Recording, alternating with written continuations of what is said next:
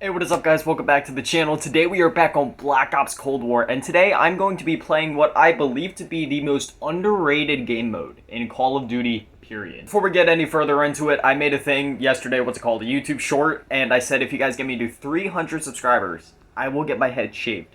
So, if you guys want to see that, and if you want to see a video alongside it, all you gotta do is subscribe. We're literally only 40 subscribers away. I'm kind of scared, but at the same time kind of excited, because, I'm ready for all this to go. So yeah, this may come as a surprise to some, but I do believe that Onslaught is the most underrated Call of Duty game mode, period. I mean, granted, there is some other underrated modes in Call of Duty outside of zombies, but at least in zombies, this is the most underrated mode. I would say the second most underrated mode in COD, period, would probably be Blackout from Black Ops 4, but yeah, when it comes to zombies at least, Onslaught was really slept on, and I have no idea why. It's a concept that's really cool that, like, it's kind of been a discussion for a while among the community. I've heard for years people saying, just give us the multiplayer maps, but with zombies on it, like, that would be awesome.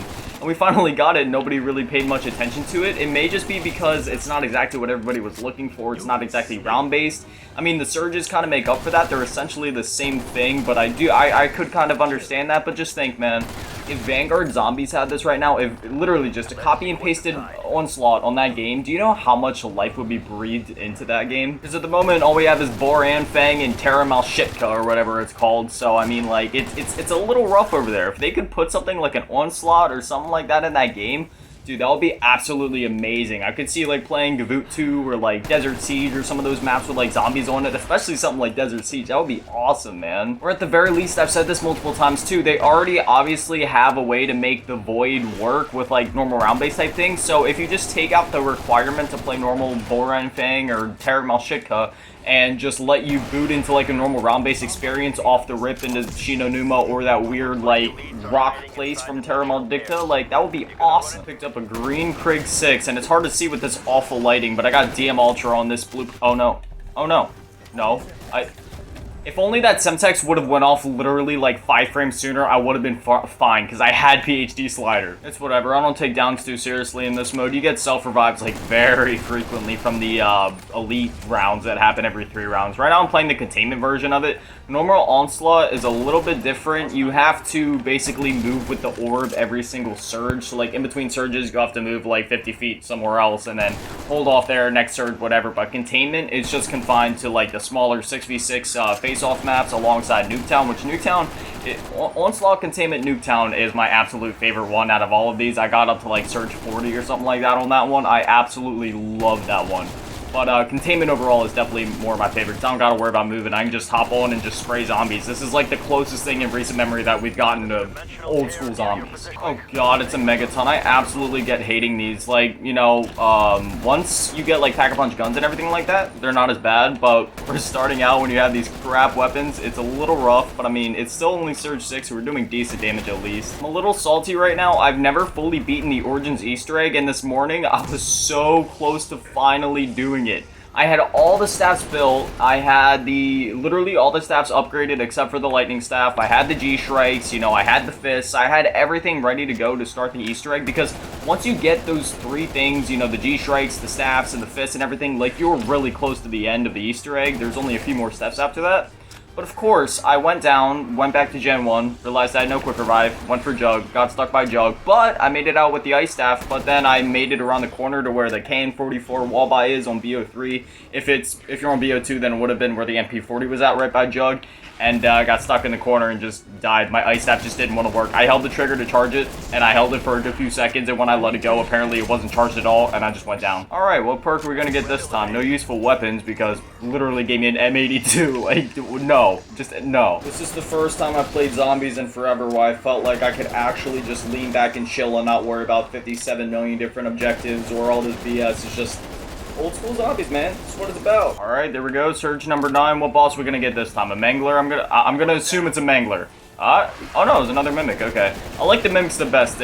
Oh no. They're the weakest. Hold on. Oh, melees are actually like incredible. 812 damage compared to whatever my gun was doing. Oh, wait. Oh, his health bar, like, barely moved. Never mind. Ether grenade! Oh, no! No! Ether shroud! Oh, my God. I am such a scrub. I need you to drop a bronze chalice, please. I need Pack-a-Punch very, very badly. Please, can we melt him before Ether shroud ends? Thank you.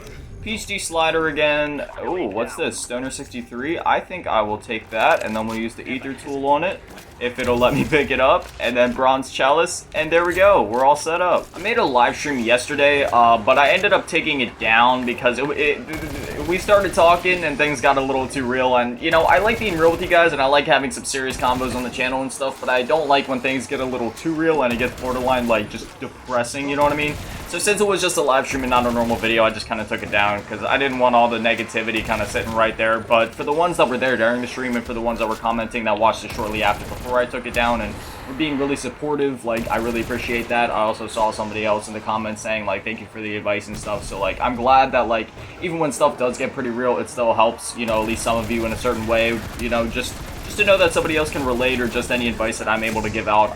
That's my whole goal with this channel. I just really like connecting with people. I really like helping people as much as I can. Even though I'm extremely introverted and like in real life, I hate being around people at all costs. Like, I never want to leave my room. My anxiety is too high to even want to look at other people, you know what I mean? But like when it comes to the internet, for some reason, when, you know, it just kind of comes to like connecting with a community of people, like here, how it is here on YouTube, it's different, you know? I guess it's just because like my whole life, like, you know, not to get too real here, but I know a lot of people can relate. Like, you know, I've always just dealt with a lot of fake people. Everybody deals with fake people 24/7. And when it comes to like YouTube and the internet and stuff, like there's no obligation for you to be real or fake with me, you know what I mean? Like, you're not like part of my family, you're not somebody I work with, you don't have any reason to be real with me on a 24/7 basis, you know what I'm saying? So therefore, and you don't have any reason to even watch the videos, you know what I'm saying? So the fact that you guys decide to watch the videos and decide to comment, decide to like, and decide to like, you know, support and, you know, just talk and do whatever, you know what I'm saying? Like, then I know that it's for real because that's what you're spending your time doing. Versus, whereas if, say, you were like a family member or somebody I have to work with every day, then obviously you would feel somewhat obligated to have to be nice to me or have to act a certain way or say certain things. You know what I'm saying? If you get it, you get it. I don't think you can yeah, you can't stack chalices. Is there any? Ooh, the AK-74U. I'll take that. I could maybe get that as like a nice little secondary weapon, even though there's literally it's gonna be like a blue tier, so it won't be as good as my stoner. It'll at least be a good backup if I end up running out of ammo. And the Arc XD is pretty good for when you get like stuck in corners and stuff, because you can just pop it. There was a Howler right there. Oh my god, I feel so dumb. I wish I could take chalices off. Things were getting a little tight. Jump into the horde. Okay, I love that Arc XD. That was actually my one of my favorite parts of the Forsaken Easter egg. For some reason, it gave me the vibes. Do you guys remember Toy Story? Like towards the end of the movie when they were on that race car, trying to catch up with that truck or whatever that had all the other toys on it. Every time I use the Arc XD or whatever, like, that's what it makes me think of. Especially the Forsaken Easter egg when you're like weaving in between the arcade and going next to the shelf and stuff. My biggest fear right now is that I do not have Juggernog. And that seems to be like a recurring thing here on Onslaught. For some reason, it's always like the last perk that you get. I have no idea why. I don't know if I just have bad RNG or if that's just how the game is designed, but I swear, I never get Jug until like dead last. And considering I went down and lost one of my perks already, it's gonna take an extra surge until we can get there, if I even last that long. I don't have any perks that help with like my down status, so like if I would go down or something, I won't be able to get back up because I don't have any perks for it, and we already used our self-res at the beginning of the game, so let's cross our fingers. I spent a good portion of my day yesterday playing Fortnite. I've been like absolutely hooked on the game again ever since they brought back that zero build mode, or not brought back, but brought in the zero build mode. I totally revitalized the game for me. Like, I stopped playing because it just got so annoying. Every time you try to shoot somebody, they just spin around, build a giant castle, and you couldn't do anything about it. But now that there's like zero build, it just all comes down to like skill and aim and accuracy, yada yada, you know what I mean, and your evasion skills, and I love that. There's nothing more satisfying to me than, well, actually I'll just do a play-by-play of what happened in one of my matches yesterday. So are you kidding me?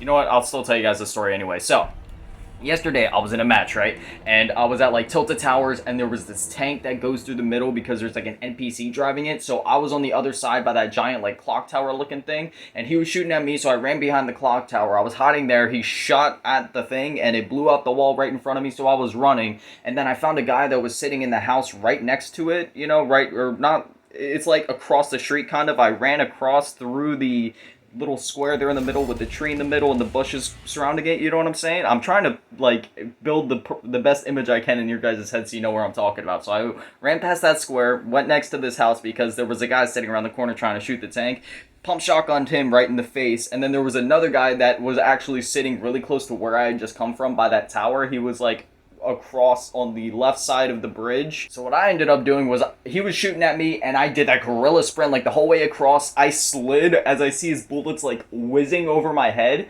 and then I jumped onto the back of the tank, because even if there's an enemy or an AI using the tank, you can still get on it and kind of buddy up with them. So I got on top of the tank, switched to gunner mode, blasted him in the face, got off, ran across, looted him. He happened to have an Anvil rocket launcher and the tank was already close to dead as it was, since the other guys were spraying at it. So then I blew up the tank, and then yeah, it was just like this sick play. It all happened in a matter of like 30 seconds, but it was just so cool, just sliding, whizzing, jumping on tanks, blowing stuff up. It's a lot of fun. Again, if you guys haven't played Fortnite in a while, I definitely recommend trying the zero build mode. It's a lot of fun, and I want to make another video on it like immediately. But anyways, that's that. As always, a shout out to the patrons, Fav Grandma and Lil Bootytap. Please remember to go down below, do the stuff the algorithm likes if you enjoyed the video. And like I said, man, this is the most underrated mode in Cold War, at least. So like, if you haven't played Onslaught, please go give it a shot. It's so much fun. There's so many maps to do.